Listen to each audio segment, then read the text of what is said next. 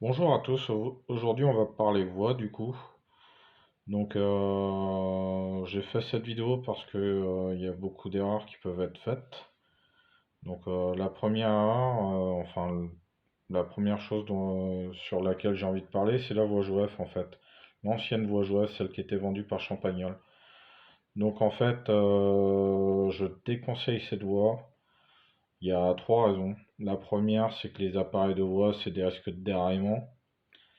La deuxième, c'est comment le fait qu'il y ait des rails en fer et que ça s'oxyde vraiment beaucoup. Et la troisième raison, c'est pour les courbes en fait. Le premier point, c'est que niveau courbe, il n'y a que deux rayons de courbure. Et il y en a un qui sert à rien, qui est vraiment comment, trop petit. Donc du coup, ça permet pas le passage de beaucoup de matériel. Et le deuxième point, sur les rayons de courbure, en fait, quand les courbes sont encore à peu près intéressantes, on se retrouve avec des joints comme ceci. Donc là, en fait, j'ai pris deux rails, j'ai forcé un peu le truc pour que ça se voit. Donc on se retrouve avec en fait une bosse. Et du coup, on se retrouve avec des déraillements. Alors que là, si on prend une voie de gamme un peu plus, c'est pas du haut de gamme, on va dire, mais plus classique, ce qui se fait à l'heure actuelle, le joint est bien plat et il y a moins de risque de problème de déraillement. Donc du coup voilà. Ensuite on va continuer le tour sur les appareils de voix. Donc il y a deux options d'appareils de voix. Donc vous avez l'option cœur alimenté si jamais vous avez des locotracteurs. Donc en fait comme vous voyez la partie là elle est en métal. Donc ça veut dire que votre cœur il est alimenté en fait pour tout ce qui est locotracteur. Vous n'avez pas de perte de courant en fait. Et vous avez l'option en fait aiguille classique. Donc là sur de l'aiguille classique en fait votre cœur hein, il va se trouver ici. Il est en plastique, il est noir en fait. Donc là, quand votre essieu arrive là-dessus, il n'est plus alimenté. Donc après ça, si vous avez des trains classiques et que vous avez un réseau où les trains roulent à une vitesse assez rapide, du coup, c'est une très bonne option quoi. Donc ensuite, pour la pose de voix, comment il y en a beaucoup qui se posent la question du câblage.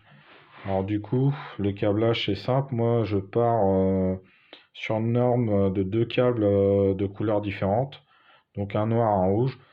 Donc là, par exemple, si je décide que le rouge il est proche ici, mon autre voie en fait va être câblée en rouge ici. Donc du coup, ça veut dire que votre autre fil de rail ici, elle est câblée en noir. Donc du coup, voilà. Et pareil pour la dernière voie. Donc quand il y a des communications d'appareils comme ça permet d'avoir un câblage qui est tout le temps identique en fait. Donc ça vous permet de communiquer avec vos voix sans faire de coups de rongée quoi. Donc du coup voilà. On va revenir un instant sur les appareils de voix. Alors des petits conseils pour les pauses. Du coup, donc là on est au niveau de la traverse mobile. Alors à ce niveau-là, moi ce que j'ai fait, ce qu'il faut toujours faire, c'est préparer la place pour le moteur. Donc tout simplement, on prend l'axe du moteur, un forade 10, on perce, et après on a l'emplacement du moteur. Donc du coup voilà. Ensuite, petit truc à savoir, donc là on est câblé, tout simplement, il y a le moteur. Donc là moi ce que j'ai fait pour que le moteur tourne librement, et ben j'ai évidé en dessous. Comme ça évite que la traverse mobile en fait elle frotte au niveau du réseau. Donc voilà.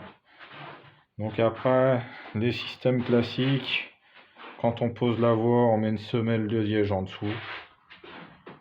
Du coup, ça permet de simuler la hauteur du ballast quand on veut avoir un ballast assez haut. Et du coup, en fait, pour l'alimentation, moi, je fais un système qui est super simple. C'est ce qu'on appelle un fader. Alors là, ici, vous voyez, on a deux magnifiques fiches bananes. Donc une rouge, une noire. Et en fait, ces fils-là, ils sont reliés sous la voie. Donc là, ici, on voit assez bien. Je vais zoomer, voilà.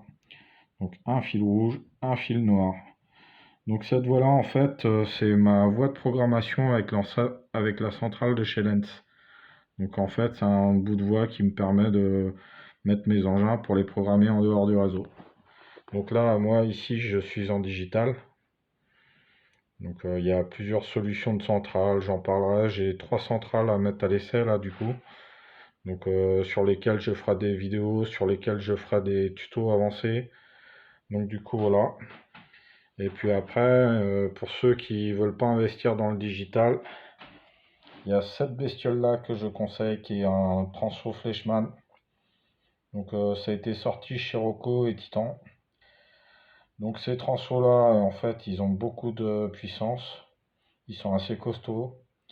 Ils ont une partie comme en commande de voix et ils ont une partie en fait commande des aiguilles et partie accessoire. Donc là en fait on le voit sur les petits sigles. Donc le cycle du bas en fait c'est une alimentation en courant continu, donc ça va être pour la voix. Et le signe du haut en fait c'est la sinusoïde pour la commande alternative. Donc ça va être pour les accessoires. Donc du coup voilà. Allez, bah, je vous dis tous mes vœux du coup. Bonne année, bonne santé et puis à plus tard pour une prochaine vidéo.